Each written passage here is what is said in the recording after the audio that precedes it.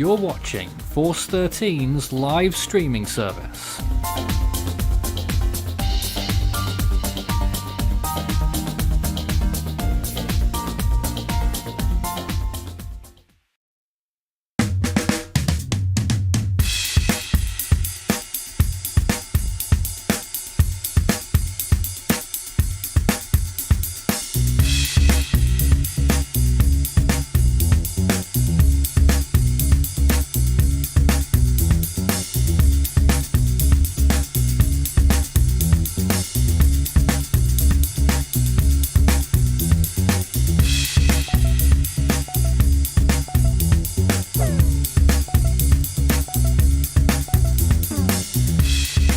Force 13's live coverage, first live event on this tropical cyclone, Cyclone Dovi, which has spun up very quickly in the last 36 hours, and as you see on the screen now is a very impressive looking tropical cyclone, which if you were to take one look at it and have a uneducated guess that perhaps it could be on the verge of becoming a Category 4. Some people on the team might actually believe that, but currently, according to the latest information, it is a Category 2 on the Saffir-Simpson scale, with 105 mile per hour winds and a central pressure of 956 millibars. That is according to the JTWC's latest update on this cyclone, which has passed through the islands of New Caledonia and is now heading for Norfolk Island and then on towards New Zealand. My name is Nathan Foy for another hour of tropical cyclone coverage. We've been doing it for so long now, and all the time we see new and interesting cyclones to track, but obviously the potential impacts are also something to be looking at. There are cyclone warnings out for Norfolk Island, of course, an Australian territory, and in New Zealand already wind and rain warnings are starting to appear for that area. So there's going to be a lot to talk about throughout the next hour or so. I'm joined by my team this hour. I'm currently joined by quite a few people. Amethyst, David, Farhan, John and Ethan. Well, I think you can imagine what I'm going to do first, and I'll be passing the mic over to our esteemed colleague David from Queensland, Australia. Your thoughts on this storm, which I'm sure you've been watching like a hawk. I have been watching it as a hawk, and multi-agency tropical cyclone warnings. It was named by Fiji. They're the primary forecaster. Their time has now finished as the forecaster. It now goes to New Zealand. As Nathan said, they will be the primary forecaster as it continues to develop. The New Zealand Met Office is saying possibly a Category 4 system, and I'm waiting to see what their next update is going to be. I am a little bit shell-shocked.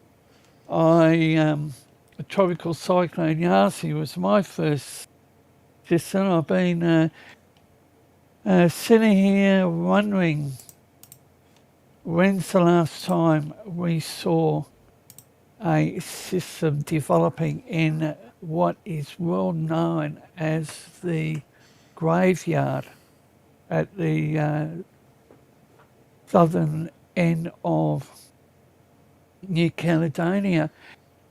I was quickly looking through some statistics just before we came to air. Certainly in recent years, there's not been anything this strong in this area. Only Category 1s, and this one is at least a Category 2 and probably still strengthening. I have no doubt that it's still strengthening. I've looked at the wind shear. It's good, although it's shocking on the western side. But going back to my comment about the multi-agency, the Tropical Cyclone Warning Center, probably here in Brisbane, they were issuing advisories because of the Australian territory, which is Lord Howe Island and Norfolk Island. So I was a bit surprised, and even some of our community members were a little bit surprised when I posted in the AU room the information, and they said, no, it should be South Pacific, but I think this is going to be one for the books. It's only 700 nautical miles from my HQ here in Brisbane. It is making its closest pass there, yes. It And is, yes. also towards Norfolk Island, David. Norfolk Island, and the Bureau will continue to issue advisories, and I think probably about another 12, 13 hours, Nathan. It'll be Saturday, and I've been keeping a close eye on the cyclone track, the plot, and I think there's about probably another 12, 15 hours, but New Zealand will become the primary forecaster. It still hasn't gone to the south of 25 south.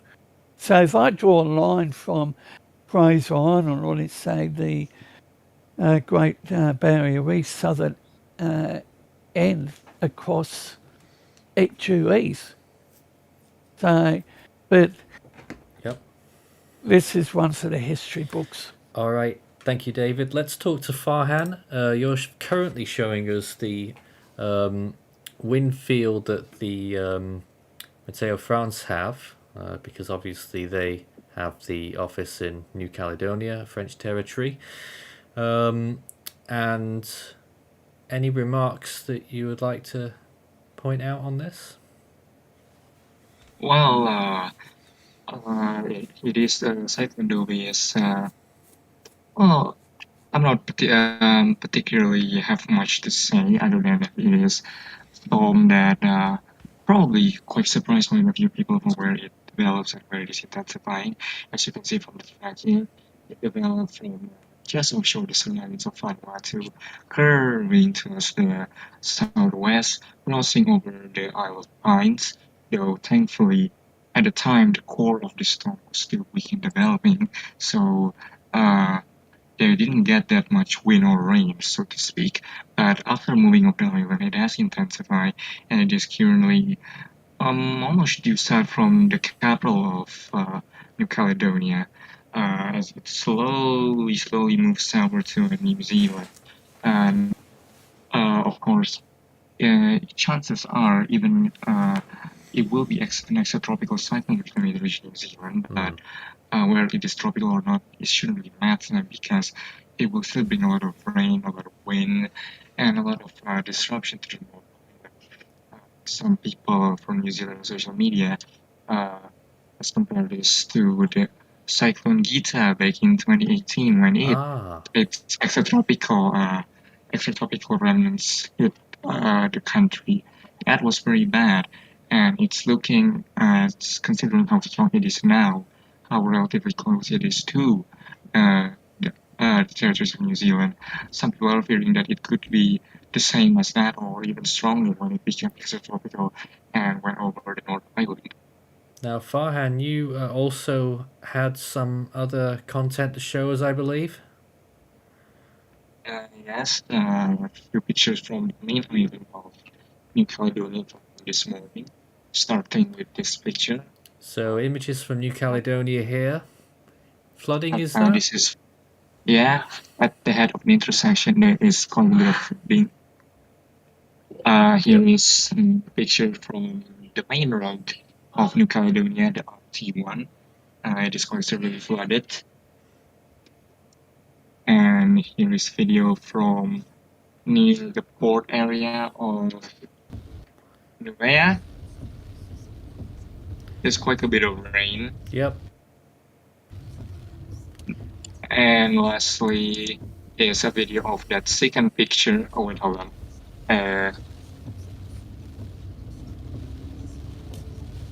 There is the video of that second picture.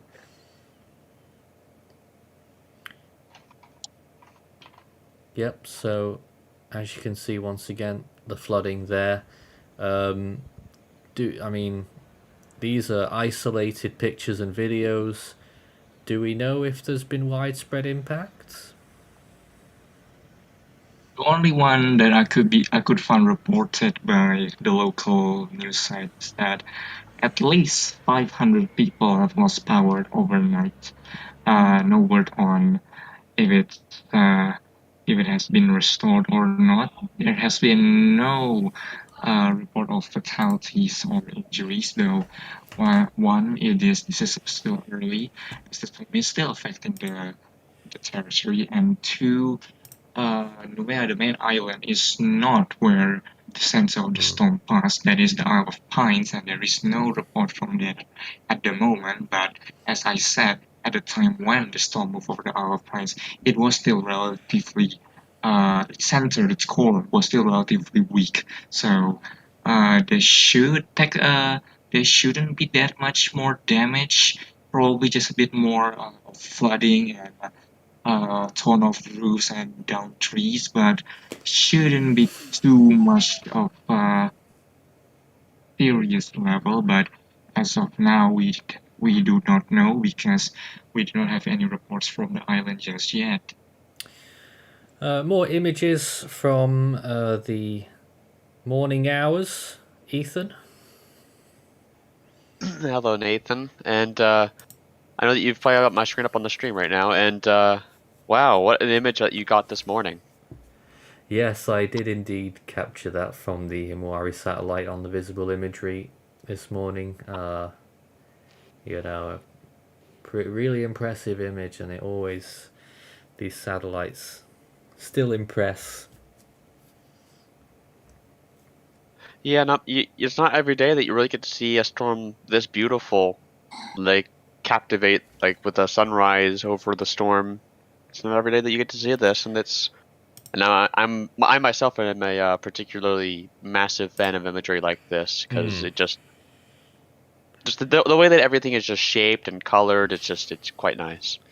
Me too, and that's on our Twitter page as well. That was posted earlier on. This is the current geocolor imagery on my screen that we're looking at. It's hard to say. I mean, it really doesn't look as impressive when you look at it this way. You could almost say that it's a different storm. It looks so much different now. But it is still trying, and as far as I know, it's still got decent convection. And still a deep eye. It does. It's trying to do something. It's doing it very slowly. Slowly Yes. and quick at the same time because it's slowly trying to intensify, but it's so rapidly like changing in structure and everything in the storm. It's just changing so rapidly, and it's very interesting of a storm. But this is. If its eye was just very much circular and a lot more clear. I know that Isaac and I were discussing this earlier. That we'd have quite an interesting storm in our hands, but luckily we don't have that. But the eye right now is very messy, but certainly it's still good enough for 105 miles per hour, which is what the storm has right now, with a rather low pressure of 956 millibars. And I'd still say it's probably stronger. Bulking up on the western side, eye temperature remaining constant. I'm just eyeballing it here, but it looks like positive 10 at least. That's holding up. Maybe just a tad less in the latest frames. I think personally this would be good for a Category 3 storm at this point. And don't forget, on our international broadcasts, this is on the international scale, the Saffir-Simpson Hurricane Wind Scale. The terms that we're using here can get a bit confusing at times. I know that David the updates that you produce on our Australian channel will have the local scales in place. And I think it is a Category 3 on the Australian scale as well. It is a Category 3, and to the viewers, I will be kickstarting the AU channel, but listening to what Ethan and Nathan have said, there are other satellite imageries that I've been looking at, but how close are we to a Category 4 on the AU scale, Nathan? I know New Zealand met... I can't even remember at what point Category 4 begins. We must be riding that threshold right now, actually. Well, Yeah, when I'm you just look, trying to pull up what the actual intensity of this is, because we should probably go from there. What is the current... I'm seeing that Fiji right now has winds of 80 knots. That's 90 miles per hour in 10 minutes sustained winds. So that is notable. I'm not sure what Cat 4 begins at, though. I think right now it's better to refer to the Bureau of Meteorology because it will be leaving Fiji's area of responsibility pretty soon. Oh yeah, so it's a.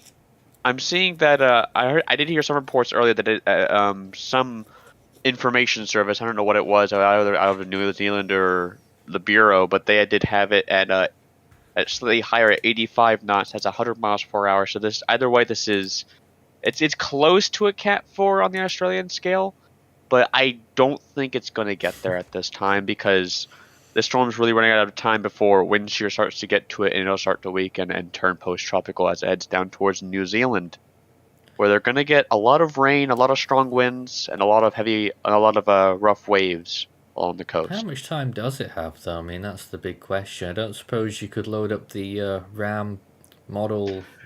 Yeah, pulling that up right now. Thingamajig that I forget the name of, that shows all Diagnostic that stuff. plot. Yeah. Right, I've got it up on my screen right now. Already. That was quick. I was just going to have a chat with some of our other members first. First of all, John, hello there. You're joining us from Canada, and actually someone else commented earlier, Larry Lovett, greetings from the Atlantic Storm Center in Dartmouth, Nova Scotia. So 2 Canadians on board tonight.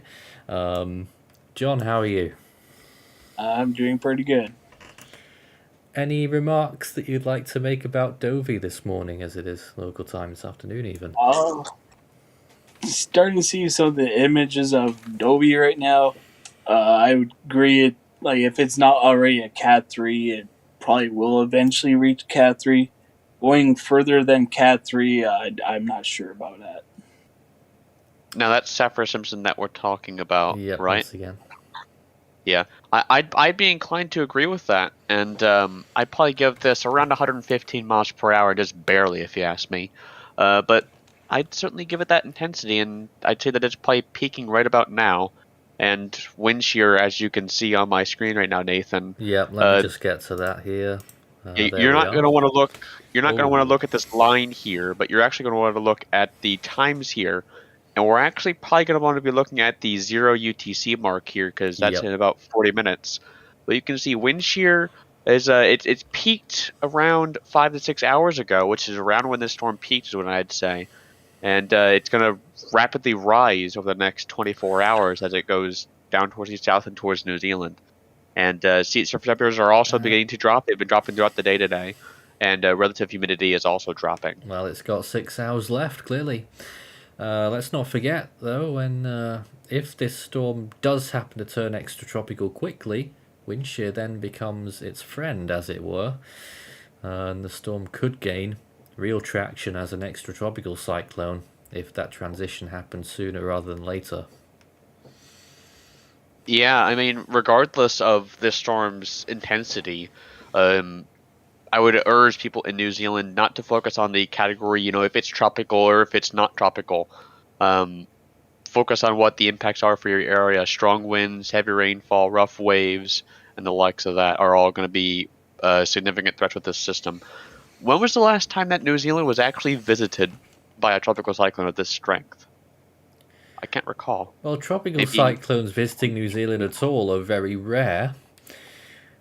Well, a post-tropical cyclone that was a tropical cyclone of this strength. A I know post-tropical that cyclone that Gita was a comes to cyclone. mind. Gita hit the South Island, did it not? I think it did.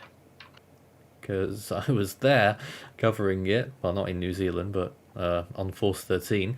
But apart from that, I mean, you're really clutching at straws for strong storms that hit New Zealand, really.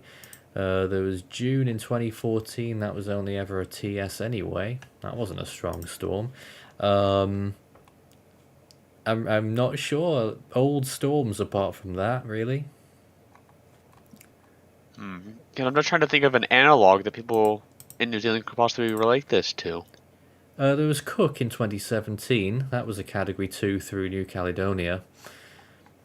That's possible analog. And then it hit New Zealand. That's probably the closest recent analog by some distance. Yeah. That'd be my best guess. But once the storm starts to move into New Zealand, and then once it starts to exit off of New Zealand, it's going to move in quickly and it's going to move out quickly. But once this storm starts to exit off of New Zealand, you can see the best track maps. In blue here is the HWRF, and yellow is the CTCX, and in red here is the GFS. Don't pay attention to the GFS. But once the storm exits out of New Zealand here, it's going to become very elongated into another area of low pressure that's going to be down towards the south here, and it's going to dissipate rather quickly. But the energy of the storm isn't going to. It's going to push off towards the south away from New Zealand, but overall this system, it's going to be very fast, but its impacts are going to be pretty severe. Nathan, the Bureau of Meteorology's Tropical Cyclone Warning Center at 1858 UTC, their technical advisory, sea surface temperature 27. And during today, the tracker Dovey will take the system over cooler water. There is evidence of a lack of deep moisture supply into the system, which may start to inhibit development as it moves south. In New Caledonia, Dovey is forecast to maintain its Category 3 intensity for roughly the next 18 to 24 hours. Beyond that, as it moves south of Norfolk Island, it is likely to interact with an upper trough to the west, ultimately transition into an extratropical system. Gale and storm radii may expand as it goes through this process.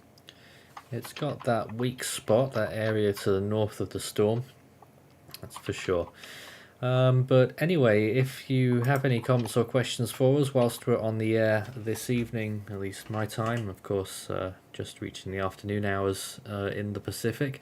Time zones galore around these parts. We've got people in the United States, Australia, the UK, everywhere on tonight's stream. But please send in your questions, start your message with Force 13 all in text, and I'm going to pick some up now if there are any. How strong do you think Dovey will get? So a question for us there. Any thoughts, team? I think it's Peaking already now. peaked. It's peaking now. Yeah. Or within the next 6 hours. I should also note, Nathan, I do see that you do have the GTWC cone up on the stream right there. Yep. That's actually from their 15Z cone.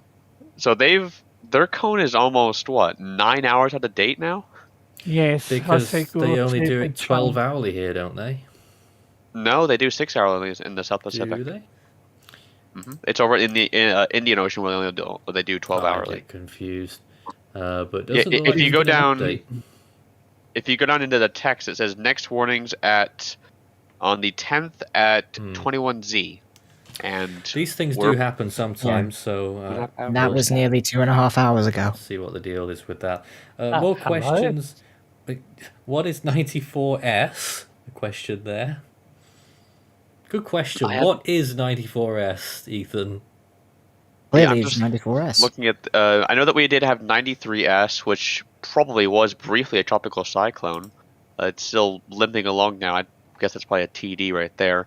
94S. And 95 was. Interesting. 94S might be something to watch for Madagascar, not gonna lie. I will Again. say that there are some people in our contributor hub, namely Jeremy, has said that they have observed the model sending a couple more cyclones into Madagascar. Whether 94 and 95X will be the seeds of it, we don't know, but he did say that the models are indicating of more cyclones throughout Madagascar and the Mascarene Islands. And he even said that one of them was actually as strong as Batsarai, although that's way, way too long range, so you shouldn't really believe or take that as what do you call it, as Gospel truth. proof. Although models have been saying that long range that there would be something behind Batsarai. Yeah. Well, let's hope not. So I got a bit of Hopefully that news thing that was here. behind Batsarai was Cliff. Yes. I've got some supposedly some new satellite estimates of the intensity have came in. I just want us to read some of them off here.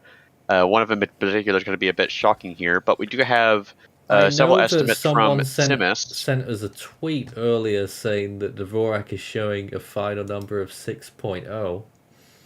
Yeah, but we do also have 95 knots, which is 100 to be approximate 94 knots actually from SSMIS. That's one estimate. We also do have SATCON at 97 knots, but then we also do have ADT sitting at 115 knots. It is important to note that these are all just one estimates. These aren't, what we're predicting right now for the storm at its current intensity. But if I had to guess in the ballpark, I'd guess probably around 95 to 100 knots, which is 110 to 115 miles per hour, which is about what I'd give this storm right now. And certainly that is a significant intensity, but this intensity isn't going to last for very long. More questions. I'll proceed just for now. Has Dovey already made landfall on an island? It Yes, did it earlier has. on, yes. Yeah. Who could tell us about that island? It is a small island called the Isle of Pines in English. It has a French name, but I can't speak French, so I won't say it. It's a small island of 2,000 people. 7 people. There has been no report of any damage or of the sort, but at the time of its passing, the core of the storm was still quite weak and developing. And in fact, actually, the island went into the eye through a break of the eye wall. So it is likely that it doesn't have that much more damage compared to what we already see on the main island. However, that is not certain as we do not have any new reports coming in from the island. All right. Norfolk Island, Bureau of Meteorology does have a radar for Norfolk Island and nothing's showing up on their radar. Nothing? Okay. Not yet, And David. Hurricane Tracker Steve says, will Dovey go through an eye wall replacement cycle anytime soon? I don't No. think it's strong enough. I don't think it's at a level where it could even have an EWRC. And besides Dovey, is there new storms near Australia? Well, David would be the first to know. 95S, just off Broome. Yeah, that could lead to something later down the line. I mean, it might develop into a tropical cyclone, but it's too early to say anything really. Yes. All right. So this is where we're at right now. If you've just joined us, Cyclone Dovey with estimated winds of around 105 miles per hour. That's 170 kilometers per hour. An estimated pressure of 956 millibars. You can, of course, discuss this storm whenever we're on the air and when we're not on the air in our Discord server, discord.gg/force13, to discuss this and any other weather around the world. But in the meantime, this is what we're covering for this hour. And if you've got any questions for us, now's a good time. Just like Cyclone HT, who says, is Dovey close to being annular? No. No, it's not. It's not at that level either. It's not at a level of organization where it could make an annual replacement cycle, and it's absolutely not at a structure where it could become annual. Absolutely not. Well, that's that then. And Christian, you were watching this storm. Not probably introduced you yet. I know you spoke earlier. What are your thoughts on the progression of this storm from its early stages? Well, I mean, I was initially surprised to learn that it had initially been named, and now it's all the way up to 105 mile an hour. And it was like, where did that come from? Like, I've been absolutely. Like, I've been at work most of the day, and obviously I've been out of the loop on things. And just I come home, and then it's like, oh, I hear it's like 105. I'm like, how? And do you think it might be stronger right now? Personally, what I can see from satellite estimates, I know I don't really do personal estimates at all, but I really think this could be anywhere in the ballpark from 110 to 115 at the minute. But obviously, if initial estimates are 105, then yeah, definitely looks to be the case. I do believe that the official agencies, will be playing a bit of catch up and will be catching up. The cloud and the storm is speaking, if not now at 000, will be at 6Z where they will peak the storm. Cyber Sales Center will scale at category 3 and in the Australian scale about category 4. I do believe that's going to happen. It might not, but it also might. It's a 50-50. I do believe they're going to declare it peaking in the next 1 or 2 rounds of advisory, and after that I will slowly weaken it and perhaps even declare an extratropical before it hits New Zealand. There might be nothing left of it by 6C.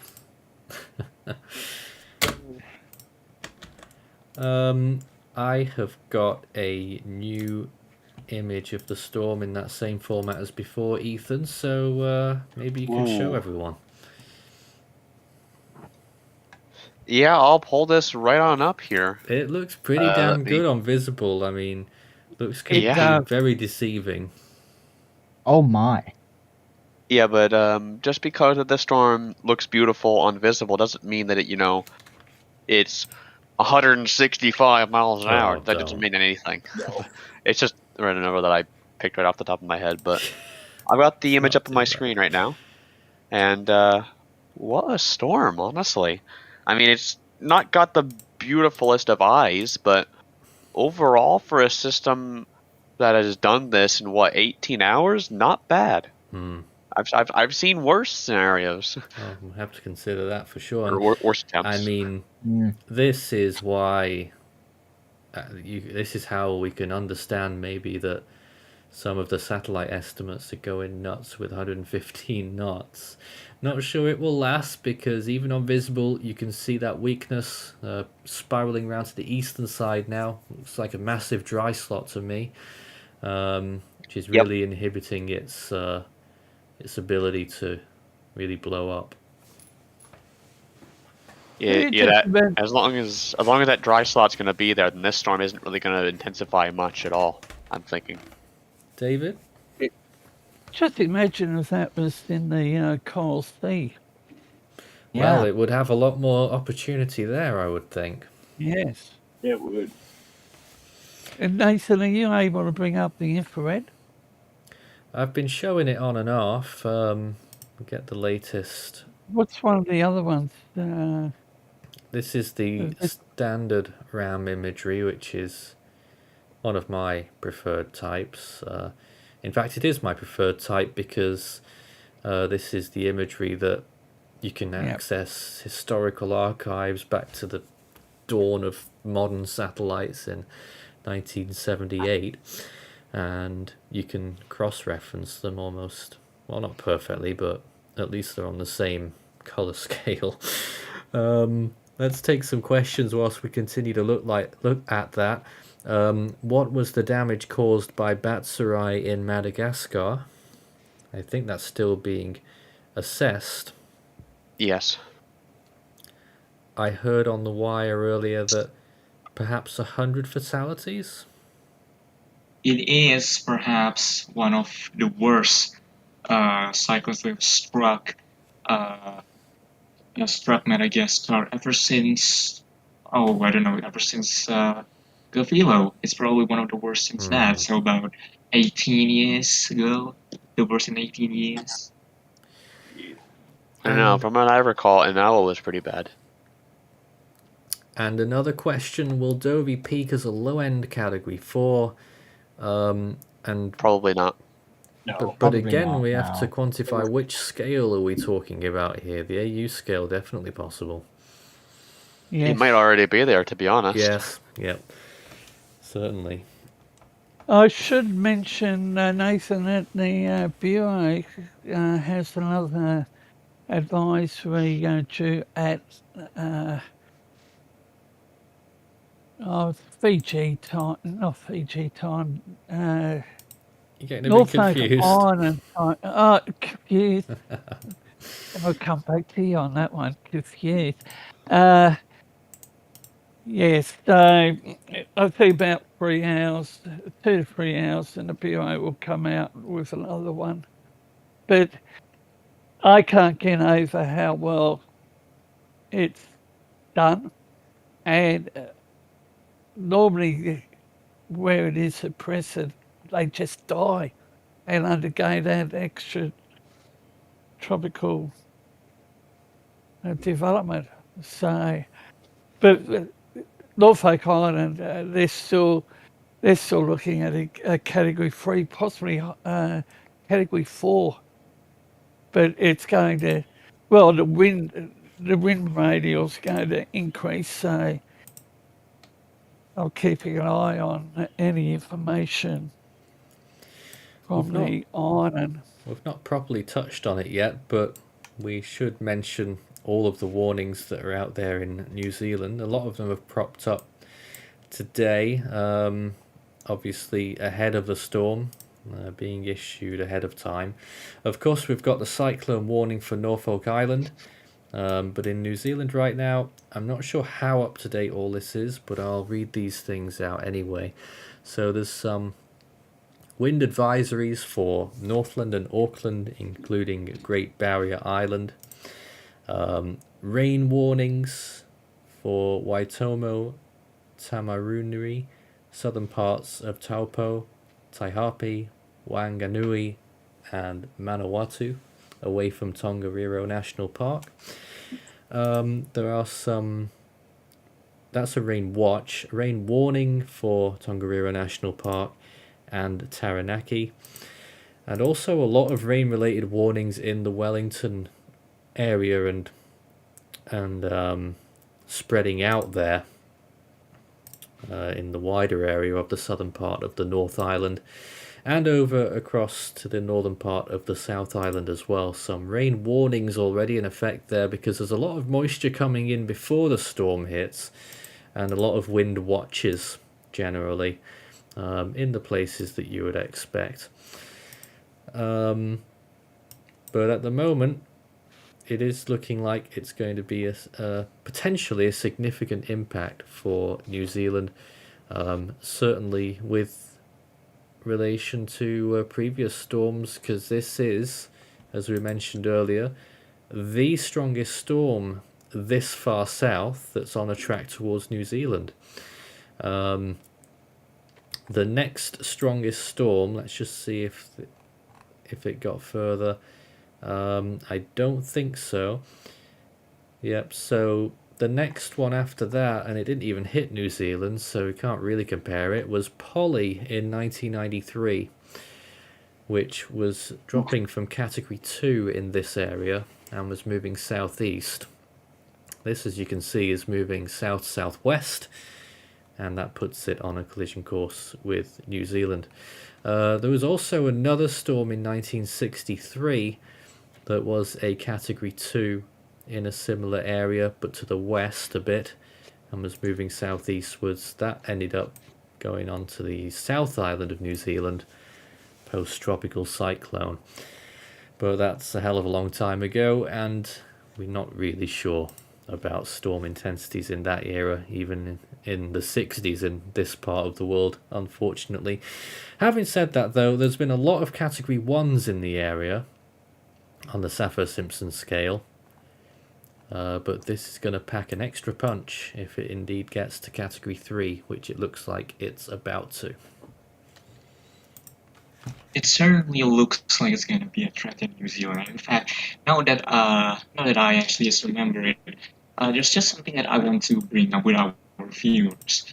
For anyone that has decided to track storms in this part of the world, you might find that the agencies are a bit frustrating. Sometimes they can be late. Sometimes they could do things that are kind of questionable. And I know it's very tempting to just call them out and say how much they are a pile of rubbish and what they're doing is stupid. But you shouldn't really doing that. That's really not a good thing to do, because you have to remember that in this part of the world, the government agencies are not as well run, not as well funded, and not as well staffed as, say, the National Hurricane Center or the Japan Meteorological Agency. So really, to expect something that is consistent and high quality as them is really, really pushing it. So if you find what the agencies, for instance, like advisory in this area of the world as a bit stupid, you really should park your hubris at the door, so to speak, because the matter of the fact is they are doing their best to deliver the information that the people of their area needed. They might not be able to do it to the highest level of consistency or quality, but they are trying their best with their the many limitations that they have to deal with in the area. And before you really go any further with criticism, you should consider, first of all, that they are doing their best, but they have a lot of limitations. And two, if you are in their position with their limitation, their equipment, their funding, their staffing, you will probably do the same thing. So you really have to keep in mind all of those things before really making any sort of criticism about what the smaller tropical cyclone reporting agencies in this part of the world really does, like Fiji or Vanuatu or even New Zealand. So that's really something that you have to keep in mind if you are either coming from the northern hemisphere or just someone from the area who just decided to track cyclones now. Now, certainly with regards to Fiji, I have some misgivings on their estimates sometimes. However, I'm pretty sure a couple of years ago, Fiji called out a well-known fake news weather person in the area, and that really gets some kudos from me. But that's something Tonga, Fiji did. In Tonga, I believe someone from Tonga in the public sector said the other day that people could actually go to jail if they found to be spreading misinformation, not just about weather and cyclone, but just spreading misinformation in general, which I don't know about any of you guys or in here or in the viewers, but I do think that's a good thing to do, because misinformation is something that should not be taken lightly at all. Yeah, absolutely. Well, especially with storms, like very strong storms or vaccines, it's like you shouldn't be spreading misinformation about anything. And one could get into a massive debate about what counts as that. Certainly, as this is an inexact science, but I assume you're really talking about the very blatant stuff that happens sometimes in the community. Oh yeah, definitely. Things like over-exaggerating and just sensationalism, that kind of thing, really. That's stupid stuff. That's really the stupid stuff. The agency that have to deal with limitations and have to unfortunately messed up, that's not really stupid, because that's not really their fault. People who sensationalize storms, that's really the stupid stuff. on that note, it's model time, and let's take a look at what the GFS has planned for the next 7 days around the world, starting with Dovey before we take a look elsewhere. Well, this is how the GFS has initialized on the 18Z run. This is the very latest. And as you can see, it's initialized the storm as a hurricane equivalent, of course, with winds of 90 miles per hour. Obviously, the GFS lowballs a little bit.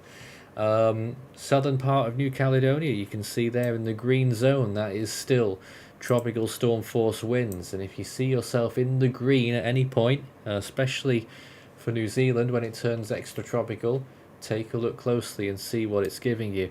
So this is the progression, slight strengthening, reaching what looks like a peak there, and that would appear to be in about 6 hours time. So we're looking for peak in 6 hours. That's the latest feasible time you'd expect. It's going for 98 miles an hour there, 8 miles an hour above what it initialized at. Maybe you could transfer it to its current intensity. That would give it Category 3 status, 115 miles an hour.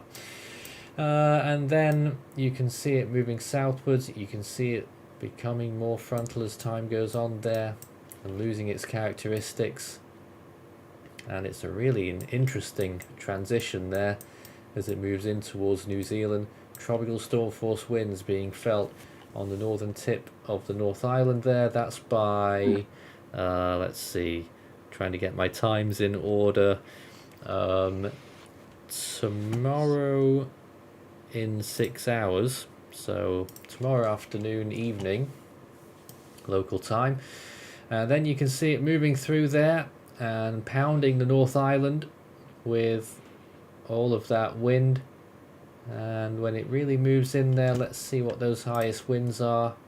You're getting towards hurricane force, 65 miles per hour, 100 kilometers per hour, pushing 105, 110 as it moves through. And that is on, I don't even know what day we're on right now, Sunday afternoon, I believe that is.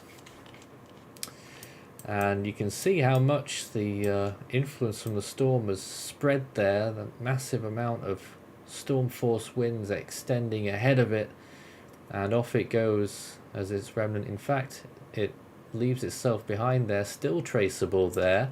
I believe in that last frame there at the end of the 7-day period, this is the remnant circulation of the storm, still traceable. But nonetheless, nothing really interesting by that point. But that's what the forecast shows. We'll come back for wind field, of course. Yep, we'll come back to New Zealand at the end of this when I show everywhere else in the world wind field wise and take a look at the precipitation. What else might we see around the world? Australia, WA? anything in the next 7 days? Not directly, but we look further to the west and you can see the Indian Ocean. We have some systems that could form really massive, almost gyric kind of thing really, that tries to develop and becomes an enormous weak tropical cyclone in the end. It actually does get itself going at the end of the 7th day. And then looking towards the west there, the rest of the Indian Ocean, you've got a compact tropical cyclone that decides it wants to form on Valentine's Day, if that happens and verifies, and it stays at a low latitude north of Madagascar. That's a long way out though. And then another system in the central part of the ocean, so it certainly looks like there's going to be things to watch. And out of 3, you would expect with the statistics that at least one of these things will form. Let's just have a quick look elsewhere. Western Pacific should be quiet. Yep. Any little surprises in the eastern part of the South Pacific? Don't think so. And the South Atlantic, God forbid? No, thankfully. So let's go back to New Zealand and take a look at some of the rain estimates then. And I've got to try and find the right button for this. Oh gosh. This is for day 7. Oh, so a lot of pretty Oh. colours. Look at So, Now there's no context yet, so let's just figure this out.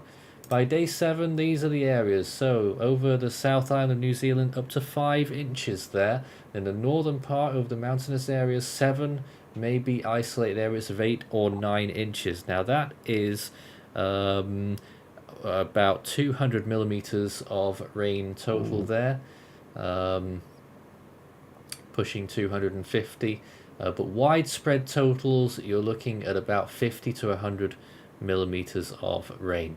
Of course, where the storm is, over the water areas, much higher numbers, up to 12 inches there. But those are your numbers across New Zealand, generally 50 to 100 millimeters, but isolated maximums of about 250. And with that, I will throw it back to the team, and we'll go to Farhan's screen. Our resident satellite imagery maker Isaac G, yes, probably just come home and decided to make some lovely images for us. And it certainly looks good. It's the presentation on just plain not visible is certainly on point. It certainly look well, not the greatest, but it's certainly nothing terribly awful either. Yep, looking decent on that imagery. And Christian, you're showing the same thing, I think, but zoomed in. It's a different image of Isaac's, but yeah, it's a more zoomed in version of the same image. But I mean, it looks impressive. I'll give it that. Yeah, Isaac's imagery is always top quality. Yeah, absolutely. And back to the latest geocolor procession of images here, and you can see how the storm has been getting itself together. But let's go to what I would deem more important, infrared. See if we've got any new frames on this to see whether this storm might be strengthening or not. I think the GFS has it right in their latest run that we might see a bit of intensification in the next 6 hours and have a Category 3 peak, Saffir-Simpson scale, in 6 hours' time. That dry slot, though, is becoming more and more of a problem in those latest frames.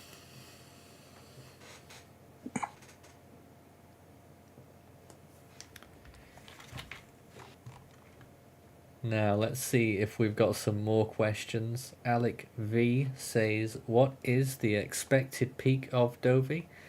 As mentioned, probably a Probably already passed. No, well, maybe on that latest Probably, frame, but yeah. Category 3, I think, is a fair estimate for this storm's peak, and that includes right now, because I don't think this is 105 miles an hour. Category 3 Saffir-Simpson peaking scale, of course, that is, and and Category 4 on the Australian scale. And a question from Kobe there, who I'm sure might appear in a future stream if we cover New Zealand activities when this storm moves in, saying, what do we expect that the 0Z80CF will say? Let me just try and find the real time to see if there's any clues. No, there aren't any clues. So I think they'll jump the gun, because they usually do, and go with 120 miles an hour. I do think they'll do that. They do have a history of doing that. It is WC. It can be somewhat hilarious and frustrating at times, but it does happen. That is how it is with them. I think that's quite possible. We'll see how it goes, but we'll find out that. Obviously not on the air. We'll probably find out in about an hour what will happen to the latest strength estimate. But of course, you can follow us on our social media platforms on Facebook and Twitter, where the latest updates will be posted. Don't know if anyone's got any late questions here as we tick down the last few minutes of our hourly slot. Any further comments from our team?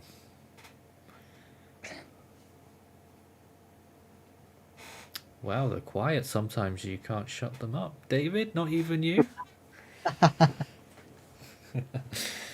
I'm just trying to find a bit of information from Matteo, France. Oh, I know where it is. Okay. Matteo, France, 185 millimeters of Gore, 168, 108 on the Isle of Pines, and 70 on Grand Numia.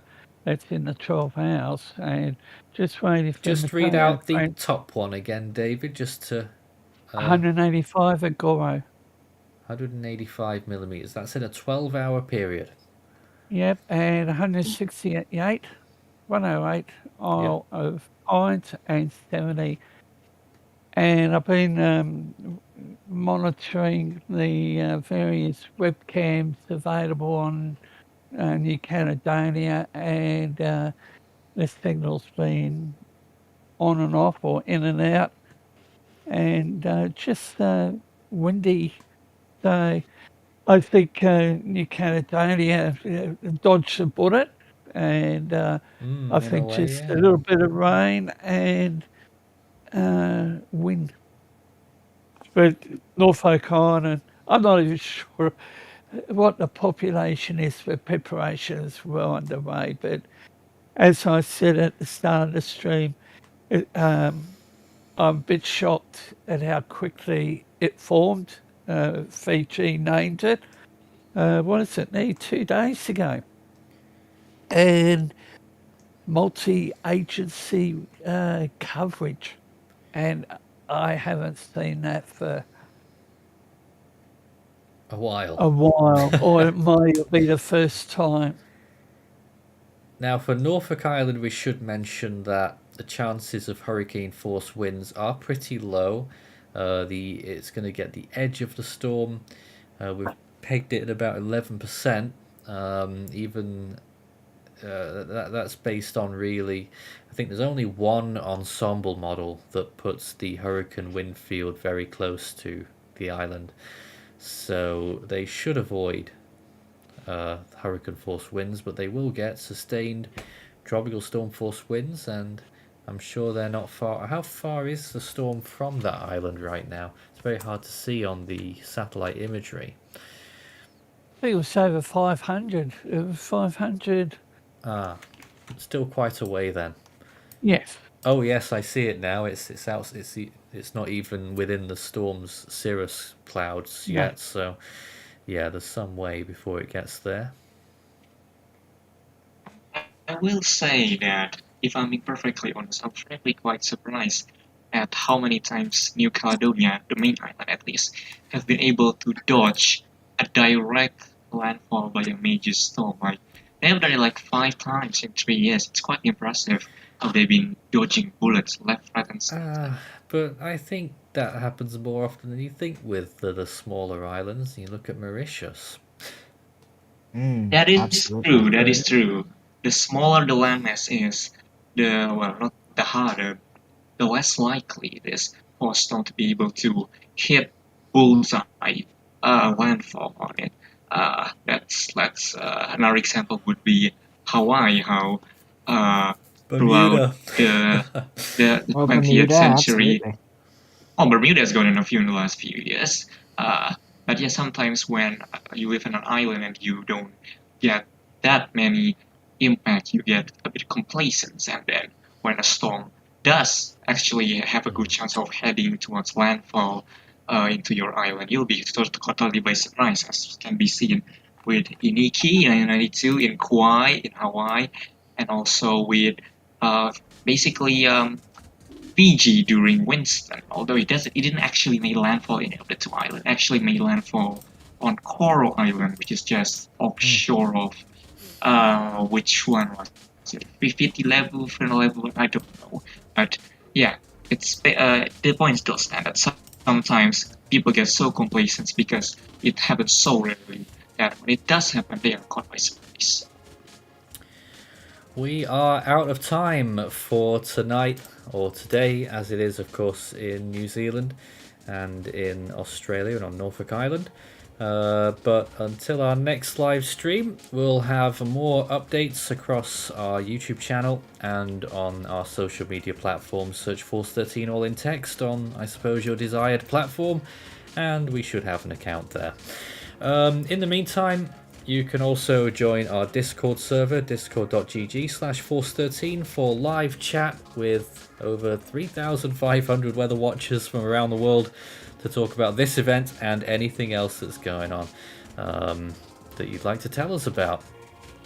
But from Force 13 HQ and from our team, thanks very much for taking part, by the way, guys. Excellent stream once again.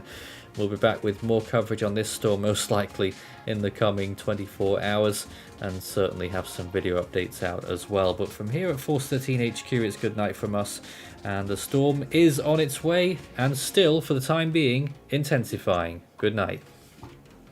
Good night.